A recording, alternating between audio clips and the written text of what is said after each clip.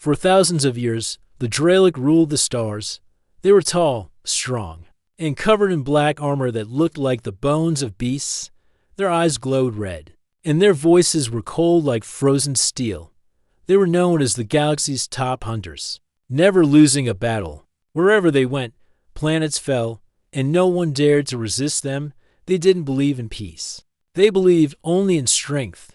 Their empire spread fast. When the Dralic ships arrived above a planet, the message was always the same: submit or be destroyed. Most species surrendered quickly. They knew what happened to those who didn't. Burning cities, broken fleets, and silence, complete silence. Soon, the Dralic heard about a small, quiet system on the edge of the galaxy. It had a blue planet called Earth. At first, they ignored it. The planet seemed too simple. The people there didn't have many colonies in space. Their technology looked weak compared to the rest of the galaxy. But then came a strange report. A scouting ship passed by Earth's moon and went silent. No reply. No signal.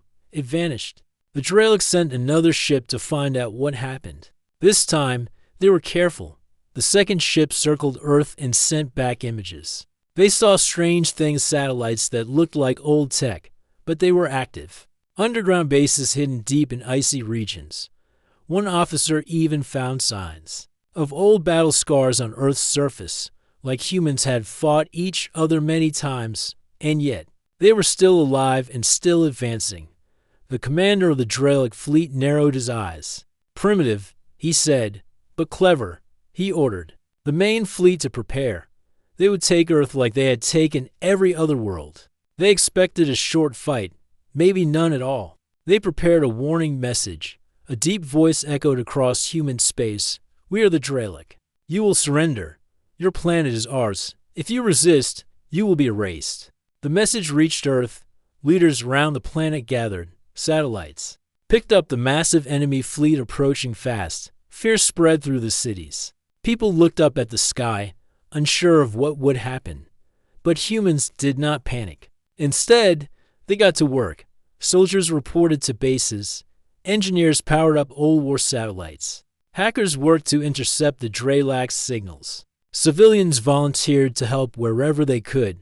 Someone raised a flag on an old tower, and others followed. People stood together not as separate nations, but as one species. One human pilot, sitting in a small space station, watched the enemy fleet on the screen. It looked like a wall of black fire moving through the stars. He leaned back and smiled. So, he whispered, they finally found us. Earth did not send a warning. It did not beg. Instead, it sent a short, sharp message back to the Dralic. If you come here, be ready to bleed. The message confused the Dralic. What kind of species talks like that? They had destroyed empires bigger than Earth. They had faced fleets with better weapons, and yet none of those had ever dared to threaten them in return. This wasn't fear. This was defiance. The Dralic commander shrugged. Then let them bleed first. He said. The first wave of ships moved toward Earth. They carried elite hunters, warriors who had never failed a mission. They expected an easy fight. They landed near a forest and walked forward with confidence. But the ground exploded beneath them. Mines had been planted in the dirt, hidden so well that not even Dralic scanners noticed them. Drones flew from the trees, firing sharp beams that burned through armor. Snipers shot from far distances, hitting weak spots in their suits. Even the trees were trapped. Within minutes, half the team was down. The rest tried to retreat, but their path was blocked. A human squad appeared from the mist, small, fast, and silent. The Dralic tried to fight, but the humans moved too quickly, too smartly. It was not a battle. It was a message. Only one Dralic made it back to the ship. He was wounded, armor cracked, and voice shaking. They knew we were coming. Back on the command ship, the Dralic leaders watched the recording from the battlefield. They saw their best soldiers fall. They saw the humans strike without fear. And they heard the last words of a human soldier captured on the enemy's helmet camera. Tell your commander, this is only the beginning. The Dralic commander stood still for a long time. His claws gripped the side of the chair. For the first time in many years, he felt something strange in his chest. It wasn't anger. It was doubt. The Dralic Empire had never tasted defeat before. When the first attack squad returned broken, the High Commanders thought it was just a bad plan or a mistaken judgment. They did not believe humans could be that dangerous. They believed luck had saved the Earthlings. They believed it would not happen again. So the Dralic sent a stronger force. This time, 5 large warships entered Earth's orbit. Each one carried hundreds of trained soldiers. They were armored in black plates and armed with plasma cannons, shock claws, and shield drones. The leader of the force, Commander Thrag, had destroyed 5 alien fleets by himself. He promised to crush the humans and bring back their leaders in chains. As the warships entered low orbit, they sent down warning signals again. Huge speakers echoed through the skies over Earth's largest cities. Your time has ended. We are the Dralic. Bow or be destroyed. Many alien species would have fallen to their knees at that sound, but not humans. In an underground control room, a group of human officers watched the enemy's signals. They didn't speak much. Their eyes were sharp, and their hands moved fast across keyboards and control panels. Launch Phase 2, one officer said calmly. Above the Earth, hidden among the debris of old satellites, small human drones powered up. They had no names, only numbers. Each one carried a warhead. They were invisible to Dralic scanners. The warships did not see them coming. In a flash of light, 3 of the 5 Dralic warships were hit directly. Fire burst across their engines. 2 ships lost power and fell into the ocean. The third tried to escape, but exploded in the sky. Commander Thrag's ship shook from the shockwave. Alarms blared. One of his lieutenants ran to him. They destroyed our ships. We didn't even detect the attack. Thrag growled. Prepare the ground units. We finished this with our hands. Hundreds of Dralic soldiers landed in armored pods across a wide forested area in northern Canada. Snow covered the trees. It was cold, quiet, and still. The Dralic expected to find frightened humans. Instead, they found silence. Their formation moved through the woods, scanners active, weapons ready. Then came the sound of crunching snow and nothing else. Suddenly, from behind the trees, explosions burst around them. Sharp steel traps flew up from under the snow. Gas grenades fell from the trees. The Dralic shouted and tried to regroup, but the forest worked against them. Hidden in the shadows, human soldiers moved like ghosts. Their armor was light, and their aim was true. They used sniper rifles, old Earth-made railguns, and even handheld EMP darts. The Dralic, built for direct fights, struggled to even see where the humans were coming from. Commander Thrag roared and charged into the trees, ready to tear apart anything he saw. But even he was slowed. A human soldier dropped from above, threw a flash bomb, and disappeared before Thrag could react. They don't fight like normal species. One of his warriors muttered, half panicked. They fight like they've done this 1,000 times. And it was true. Humans had spent centuries fighting each other in wars, on land, in sea, and in space. Their history was full of battles. They didn't fear war. They learned from it. By the end of the day, half of the Dralic troops were gone. Some ran back to their pods. Others were taken prisoner. Only a few still fought. A human commander named Lewis stood at a ridge, looking down at the last group of Dralic who had made a base near a frozen river. He spoke into his comms. Team 3, hit their fuel line. Team 5, jam their comms. Leave them blind and cold. From above, a tiny drone captured everything: the burning pods, the fleeing soldiers, the humans surrounding the enemy base. With perfect teamwork, the footage was sent to the human central defense, and it was also sent to space to the Galactic Council. A message followed the video. It was simple. They came to conquer. They failed. This is what happens when you hunt humans. Back on the Dralic capital world, the High Command watched the footage in silence. They saw their warships fall. They saw their best warriors flee. They saw humans using broken tools to beat a superpower. No one said a word. Commander Thrag returned. In a damaged pod. His armor was cracked, his helmet gone. He stood in front of the council, covered in dirt and shame. They are not prey, he said, voice shaking. They are something else. We should not fight them without care. But the Dralic High Leader stood from his throne. "We are predators. We do not fear. Prepare the Grand Fleet. We will wipe this species clean." And so they prepared for a full war. They still did not understand what they were facing. The Dralic High Command sent a massive fleet toward Earth. This time, they were serious. No more small attacks, no more warnings. They would bring full destruction. The Grand Fleet had over 50 warships, carriers, and assault vessels. Every ship was loaded with weapons and thousands of elite warriors. They believed no planet could survive this force. The sky above Earth turned dark as the fleet arrived. People across the world watched as huge enemy ships blocked out the stars. Panic almost spread, but Earth was ready. Humans had spent the past days preparing. Every nation worked together, old enemy. I stood side by side. Underground bunkers were filled. Defense satellites were moved into place. Space stations were loaded with missiles and railguns. Even civilian engineers and scientists helped build traps and smart weapons. The whole planet had become a single force. On the moon, hidden inside an old crater, a human base called Outpost 9 activated. Inside it, Captain Emma watched the enemy ships through a long-range scanner. She turned to her crew. "They're here," she said. "It's time." Humans didn't wait for the Dralic to fire first. Small attack ships launched from the moon and Mars.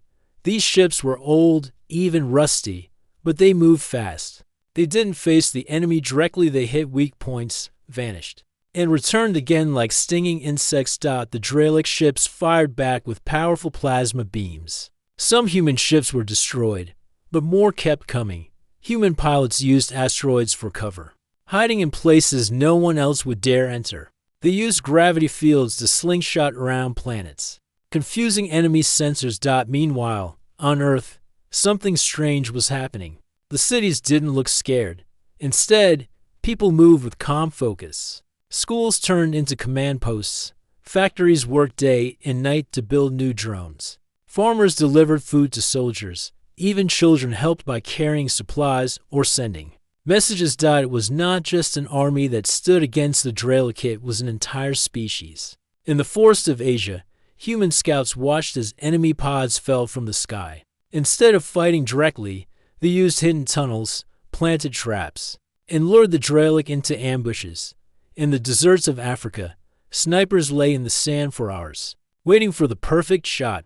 On the oceans, stealth submarines moved beneath the waves, carrying out secret missions. Dralic warriors began to notice something strange. Their weapons didn't always work.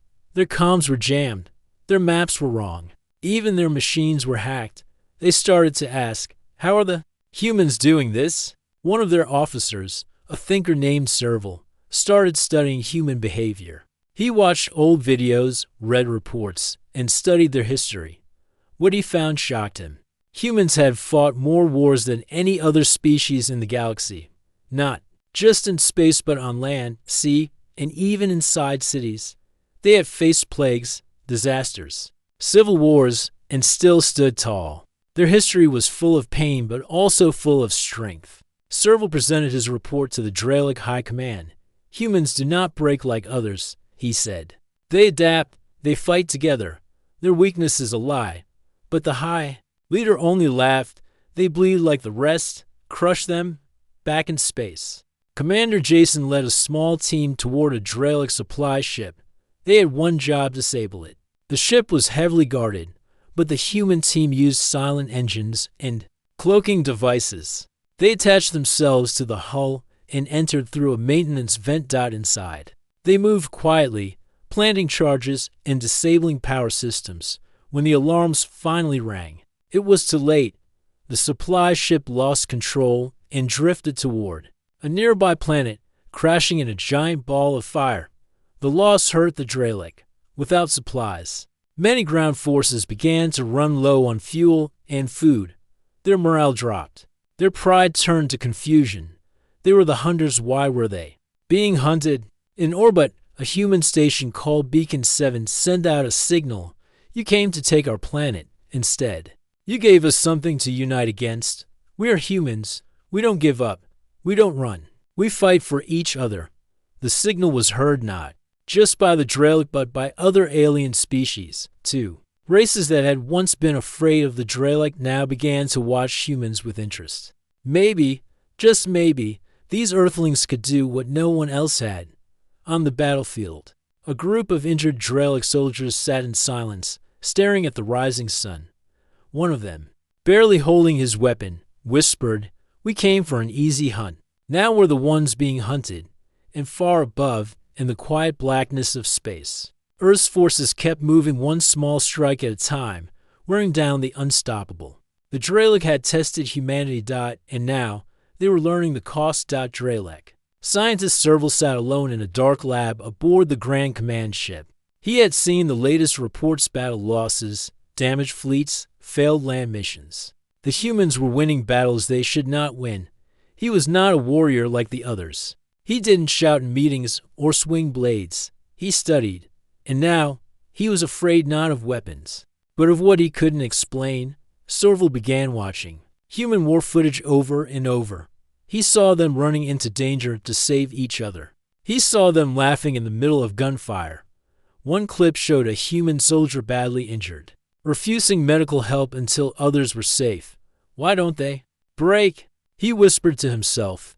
He opened human history files: wars, disasters, civil fights, hunger, cold, disease. Humans had survived all of it. He saw pictures of people rebuilding homes after storms, holding hands in ruined cities, planting trees. In war zones, they were not soft. They were built from fire and ashes. Serval made a new report. He titled it, "Do Not Underestimate Humanity." In it, he wrote, "They do not fear death. They understand pain. They adapt fast. And when united, they become something terrifying." He sent the report to the Dralic High Command. But again, they laughed. "They're just insects," said the High Leader. "No matter how clever an insect is, it still gets crushed." But some younger officers didn't laugh. They read Serval's report quietly. They saw the truth in it. Something was different this time.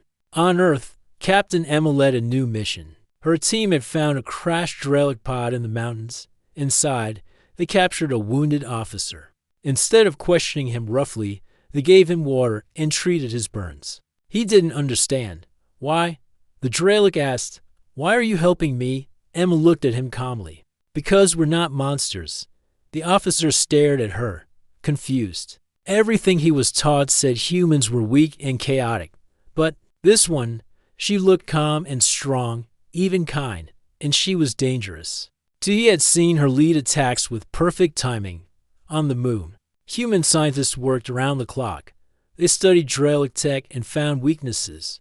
One young coder named Eli hacked into a low-level communication system and planted false data. He made the Dralic believe human forces were moving north when they were actually heading south. The Dralic fell into the trap. 4 of their major units walked into ambushes. Humans didn't just use strength, they used trickery, teamwork, and timing. Back in space, Commander Jason's squad took down another enemy supply ship. This time, they didn't destroy it. They quietly stole fuel, weapons, and enemy maps before sneaking out again. It was a ghost mission, fast, clean, and smart. Meanwhile, Serval asked to speak with the High Command once more. This time, he did not bring charts or numbers. He brought one image: a human child holding up a flag beside a burning city. "This is why we cannot win," he said softly. "They do not fight for power. They fight for each other, for home, for hope." The room was silent for a moment. Then the High Leader stood. "You are a coward," he said. "Return to your lab. The final attack begins tomorrow." Serval left without another word. He knew now the Dralic had lost already. They just didn't know it yet. On Earth, human forces prepared for the next wave. Captains gave speeches. Engineers tightened bolts. Medics checked supplies. Children drew pictures and taped them to the walls of bunkers. One picture showed a human standing on top of a broken alien ship. It was titled, "We Will Not Fall." As the stars above began to shift and flicker, people looked up. The Dralic were coming again. But this time, the humans didn't just wait. They smiled. Because now, they understood their enemy. and they were ready. Deep in the orbit above Earth, the human ship Vanguard floated in silence. It was not large. It was not fast, but it was built with layers of old Earth metal, repurposed alien tech, and a strange new energy system that had been rushed into service. The crew inside didn't wear shiny uniforms. They wore patched suits and carried determination in their eyes. Commander Jason stood at the bridge. He looked calm, but his voice was firm. "We're not waiting anymore," he said. "We hit them where it hurts." After weeks of defending Earth, humans were finally going on the offensive. Their target, a Dralic mining colony located near a dying star. This place powered many of the enemy's warships and built their deadly weapons. Without it, their whole fleet would slow down. The humans had only 5 ships for this mission. Vanguard led the way, followed by 4 support crafts, each smaller and lighter, but carrying smart weapons, hacking tools, and trained crews. As they approached the colony, human engineers activated something new, a shadow drive. It wasn't pure invisibility, but it bent light just enough to confuse scanners. The Dralic didn't see them coming.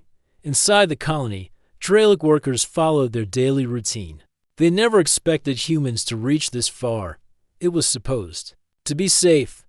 But that belief shattered when the first explosion rocked the base. Energy lines burst. Power dropped, and the alarm screamed. Human ships moved like wolves. They split into teams. One attacked the hangars, another disabled the shields, and one went straight for the command tower. Each strike was fast, quiet, and deadly. They didn't fight with brute strength. They used precision. Dralic fighters scrambled into action. They tried to launch ships, but found their engines locked. Someone had hacked their system. They tried to call for help, but the signal was jammed. They were completely alone. Commander Jason led the main boarding team. They broke into the control room, avoided traps, and overpowered the guards with non-lethal weapons. They didn't need to destroy the place, they only needed to take it offline. Once the humans took control, Jason spoke into his radio. "Status, all towers down," said Captain Emma from her position. "Mining stopped. Reactors shut," Eli said from the tech room. "Enemy trapped inside. No escape routes left," reported another soldier. Jason nodded. "Then it's done." The humans left behind a message on the colony's walls. It was short and written in many languages. "This is what happens when you push us too far." They left the base burning but not destroyed. They wanted the Dralic to see it, to understand that nowhere was safe now, not even their own backyards. When news of the attack reached the Dralic homeworld, the High Leader was furious. No species had ever touched one of their colonies, let alone taken control of it. Now they were losing fuel, weapons, and respect. "How did they do this?" one general shouted. Serval stood at the edge of the room, silent. He didn't smile. He didn't speak. He just watched as fear crept into the voices of his people. Meanwhile, back on Earth, people cheered. It was not a victory parade, but a silent kind of joy. They knew the war was far from over. But for the first time, they had struck back, not just in defense but in power. Across the world, news spread fast. Humans strike Dralic base. Vanguard returns victorious. The hunters are now being hunted. A small boy in South America stood in front of a cracked TV screen. He looked up at the old human flag waving in the wind and whispered, "They can't scare us anymore." In space, the humans didn't stop. New missions were already being planned. The message was clear: they would no longer wait for the enemy to come. They would go to the stars themselves. The Dralic began to pull their ships back. Some captains refused to continue attacks. Others started asking quiet questions. What if we underestimated them? What if we're wrong? And in the shadows of space, the humans kept moving one step ahead, one strike at a time. Because now, they weren't just defending their world, they were changing the galaxy. Carthus Prime was the most important stronghold of the Dralic Empire. It was a planet turned into a fortress. Black towers rose from the ground like claws. Energy cannons circled its skies. No enemy had ever landed there. It was the pride of the Dralic, their last unshaken symbol of power. After the attack on their mining colony, The High Command ordered every remaining ship and warrior to gather at Carthus Prime. They believed the humans might try something bold again. They believed the fortress would stop them. They were right about the first part, but not the second. Humanity had changed. No longer were they just defending their home. Now, they were moving forward. Leaders across Earth had agreed the war must end, and Carthus Prime was the key. A fleet of 20 human ships moved quietly through space. It wasn't large, but it was full of experience. Every ship had seen battle. Every crew had survived something impossible. They carried weapons built from wreckage, stealth drones, and something new, a special strike module powered by an unknown energy source. Inside the lead ship Vanguard, Commander Jason looked over the map of Carthus Prime. Beside him stood Captain Emma and Engineer Eli. "We don't have the numbers," Jason said, "but we don't need them. We just need the right hit in the right place." Emma nodded. "Take out their power grid, silence their comms, and trap them in their own walls." Eli smiled, "and let the gravity of their fear pull them down." The plan was simple: strike fast, hit hard, leave chaos behind. When the human fleet arrived at Carthus Prime's edge, they didn't charge. They didn't fire immediately. They stayed just outside sensor range. Then, from each ship, hundreds of small stealth pods launched. Inside each pod was a small team, 4 or 5 soldiers, loaded with gear and grit. They entered the planet silently, landing on the dark side where the towers were weak. As the Dralic watched the skies, the humans walked through the shadows. One team climbed the main power tower. They planted charges in silence and disappeared. Another team entered the communication center through a cooling shaft. They disabled the main beacon in under 3 minutes. Inside the fortress, alarms went off delayed. Lights shut down, screens went black. The outer walls locked from the inside. Dralic warriors ran through the halls, but their leaders had no idea where the attack was coming from. And then, across every screen in the fortress, a human message appeared. "You called yourselves hunters, but now you're surrounded. Surrender or be buried here." The Dralic High Leader roared in anger. Find them, kill them, but they couldn't. The humans split into small teams and hit everything: fuel depots, weapon stores, drone bays. Every time the Dralic regrouped, another explosion sent them scattering again. Outside the planet, the Vanguard moved in closer. It fired one shot, a special bomb that released electromagnetic waves across the upper sky. It fried the fortress's defense grid. One Dralic ship tried to take off. Human ships locked onto it and sent a burst of warning shots. The ship turned around. It had nowhere to go. By nightfall, half the fortress was offline. The Dralic warriors inside began to doubt. They were trained for direct war, but this was something different. It wasn't a fight. It was like drowning in smoke and silence. Inside one of the towers, Captain Emma stood over a control room. Her team had taken it. Without a sound, she looked out the window at the burning fields below. "They were never ready for this," she said. A Dralic officer crawled out from behind a console, hands shaking. What do you want?" he asked. Emma looked at him. "We want peace. But first, we want this war to end." Hours later, the main gate of Carthus Prime opened. A white flag, a simple human signal, was raised by a captured communication drone. The last Dralic commander dropped his weapon and walked out with his head lowered. Humanity had done the impossible. They had taken the untouchable. After the fall of Carthus Prime, the galaxy changed forever. The Dralic, once the most feared hunters, were defeated. Their empire shook, and whispers of their loss spread like wildfire. The proud warriors who never feared anyone now feared one named humans. The Dralic High Leader sat in silence, staring at a hologram of Earth. His claws tapped the cold surface nervously. The defeat at Carthus Prime was not just a loss of a planet. It was a loss of pride, power, and control. For the first time, he felt something foreign: fear. "How did we lose?" "To them?" one general asked, voice low. "We thought they were weak," the leader said quietly. "But they are not. They are stronger than any species we have faced elsewhere." Other alien races watched carefully. Planets that once trembled at the Dralac's name now looked to humans with respect and caution. Traders whispered in markets. Diplomats sent secret messages. The galaxy had learned a lesson. On Earth, people did not celebrate loudly. Their victory was quiet, but it was deep. They had faced a terror and won. They had protected their home not just by power, but by unity, courage, and hope. Commander Jason stood on a balcony, looking up at the stars. Captain Emma joined him. They feared nothing. She said softly, "Until they met us," Jason replied. Back on Carthus Prime, Dralic prisoners sat in cells, watching humans move freely through the halls. They saw the kindness humans showed to even their enemies' food, water, medical help. It confused them. One Dralic warrior, injured but alive, looked at a human medic. "Why help us?" he asked. The medic smiled. "Because tomorrow, you might help us." The war had changed both sides. Humans were no longer just defenders. They were protectors of peace.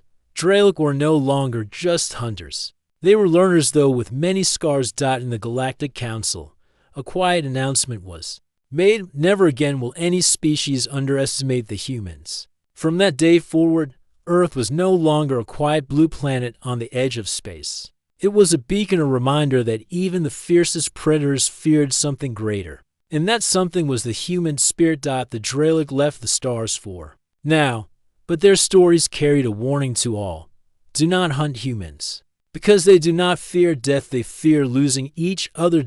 And in the endless stars, humans stood ready, watching, waiting, and knowing that no matter what came next, they would never back down.